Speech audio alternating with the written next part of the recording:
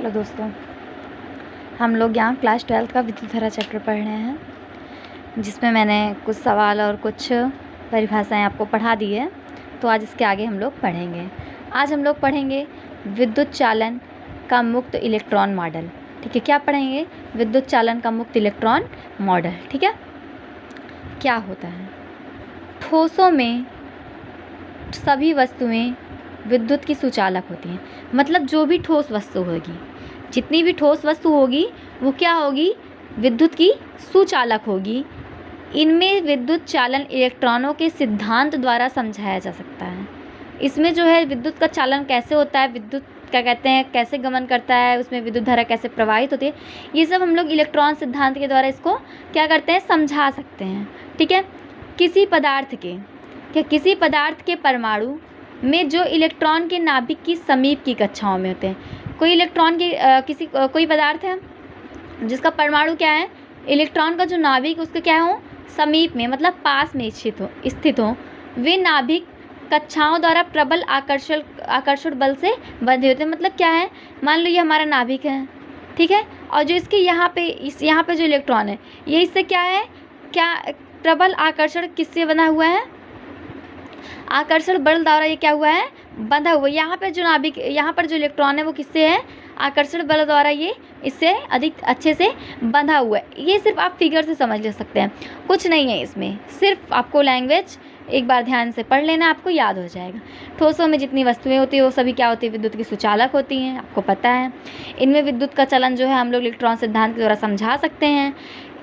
किसी पदार्थ के इलेक्ट्रॉन जो नाभिक के समीप स्थित होते हैं वे प्रबल आकर्षण बल द्वारा बंधे होते हैं। ठीक है, देखो ये मैंने बता दिया, यहाँ तक आपका हो गया। परंतु नाभिक से दूर वाली कक्षाओं में, तो जैसे यहाँ नाभिक है, यहाँ पे नाभिक है, अब जो ये इससे पास था, ये आकर्षण बल से क्या हुआ था, अच्छे से बंधा होता। बट जो यहाँ पे है, इससे जो दूर है वो क्या होगा, वो क्या है, दूर वाली कक्षाओं पर क्या होता है, यह आकर्षण बल बहुत कम होता है। मतलब ये जो आकर्षण बल है, मतलब इसके पास जो आकर्षण बल बहुत ज़्यादा है, लेकिन जो इससे दूर है इससे आकर्षण बल क्या है, बहुत कम है। ठीक है, क्या है, बहुत कम है। अतः इन बाह्य इलेक्ट्रॉनों को इन द्वारा इनके स्थान से आसानी से हटाया जाता है। मतलब अगर कोई चीज़ को हम यहाँ से हटाएं तो आराम से हटा सकते हैं, बट यहाँ से हटाएंगे तो आराम से हटा नहीं सकते। मतलब इनको हम यहाँ से आराम से हटा सकते हैं, वही मैंने लिखा है, हटाया जा सकता है। इनमें से अनेक इलेक्ट्रॉन जो अपने परमाणु से अलग होकर पूरे पदार्थ में व्यतीत करते हैं। मतलब अनेक इलेक्ट्रॉन होंगे जो दूर दूर स्थित होंगे, ये क्या होगा, अपने परमाणु से क्या हो जाएगा, अलग हो जाएगा, और यहाँ पर क्या करेगा, गमन करेगा, मतलब चलेगा। ठीक है, व्यतीत करेगा मतलब गमन करेगा, चलेगा।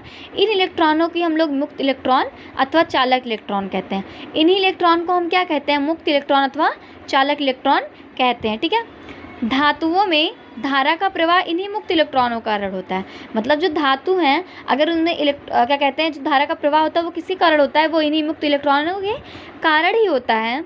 जिन पदार्थों में मुक्त इलेक्ट्रॉनों की संख्या बहुत कम होती है अथवा शून्य होती है, उनमें आवेश का प्रवाह संभव नहीं है, उसमें धारा का प्रवाह संभव नहीं है।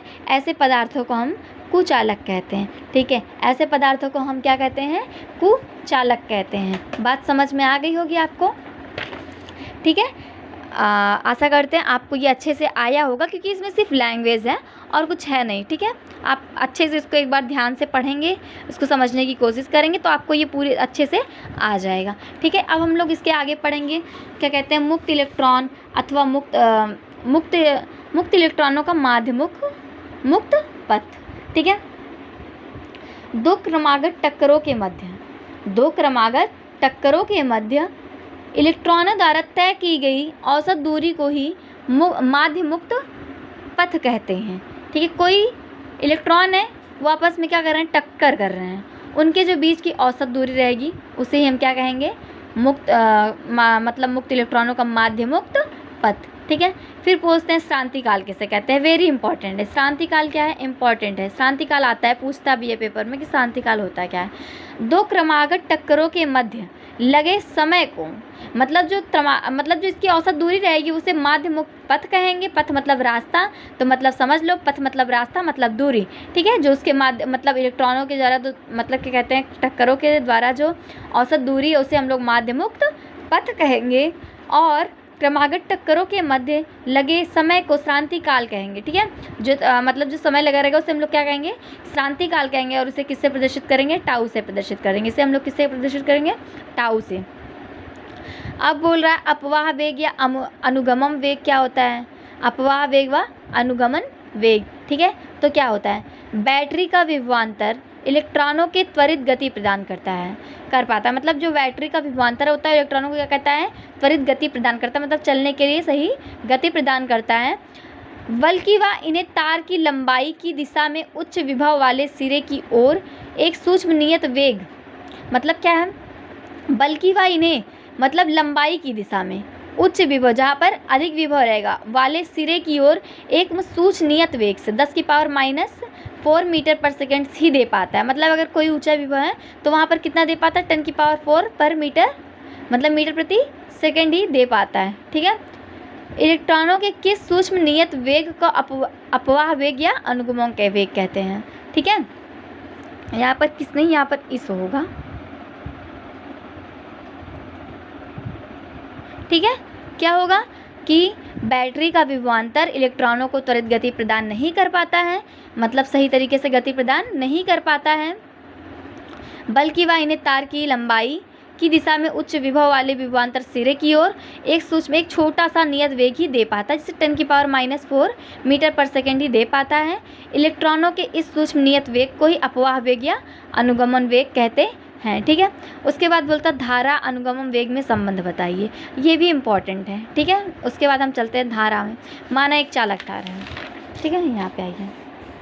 माना एक चालक तार है, ठीक है, जिसके अनुप्रस्थ काट का क्षेत्रफल a है। एक चालक तार है, क्या है, जिसके अनुप्रस्थ काट का क्षेत्रफल क्या है, कैपिटल A है, से होकर t समय में q आवेश प्रवाहित हो रहा है। से होकर क्या हो रहा है, q समय में कितना आवेश प्रवाहित हो रहा है, t समय में q आवेश प्रवाहित हो रहा है। ठीक है, यदि तार के एकांक आयतन मुक्त इलेक्ट्रॉन, तार का जो एकांक आयतन है मुक्त इलेक्ट्रॉन की संख्या n हो जाए, तो इन इलेक्ट्रॉनों का अपवाह वेग व अनुगमन वेग क्या हो जाएगा, Vd हो जाएगा। तो उसमें प्रवाहित धारा क्या हो जाएगी, I हो जाएगी। ये हमारा क्या है, एक इलेक्ट्रॉन है, ये इसकी ओर गति कर रहा है। ठीक है, I मतलब इधर गति कर रहा है, तो मैंने वही लिखा है। माना एक चालक तार जिसके अनुप्रस्थ काट का क्षेत्रफल क्या है, A है, से होकर t समय में q आवेश प्रवाहित हो रहा है। यदि इसमें एकांक आयतन में मुक्त इलेक्ट्रॉनों की संख्या कितनी हो जाए, n हो जाए, तो इन इलेक्ट्रॉनों का जो अपवाह वेग अनुगमन वेग जो होगा वो क्या हो जाएगा, Vd हो जाएगा। ठीक है, तो चालक से प्रवाहित धारा I हो जाएगी, और हम जानते हैं I बराबर q/t। एक सेकंड में इलेक्ट्रॉन द्वारा तय की गई दूरी कितनी है, Vd। ठीक है, उसके बाद एक सेकंड में संगत आयतन, एक सेकंड के संगत आयतन कितना है, क्या, AVD, आयतन से मल्टीप्लाई कर दिए। फिर एक सेकंड में गुजरने वाले इलेक्ट्रॉन, मतलब एक सेकंड में मानना n इलेक्ट्रॉन गुजर रहे हैं, तो NaVd हो गया। ठीक है, एक इलेक्ट्रॉन एक सेकंड में गुजरने वाला आवेश क्या हो गया, आवेश E हो गया, तो NaVd हो गया, इसमें E से मल्टीप्लाई कर दिया। फिर इसमें क्या गया, t समय में गुजरने वाला आवेश NaVdE हो गया, t। ठीक है, q बराबर NaVdEt। ठीक है, तो ये क्या हो जाएगा, एक सेकंड में गुजरने वाला कुल आवेश हो जाएगा। q का मान हम लोग उठा के समीकरण 1 में रख देते हैं, तो t से t कैंसिल हो जाएगा। ठीक है, q/t है, तो NaVd × t/t, तो क्या हो जाएगा, I = NaVd। ठीक है, बहुत इंपॉर्टेंट है, आता भी है। यही क्या है, अभीष्ट संबंध है धारा और अनुगमन वेग के बीच, I = NeaVd। बात समझ में आई? धन्यवाद। आप आशा करते हैं आप लोग को आया होगा।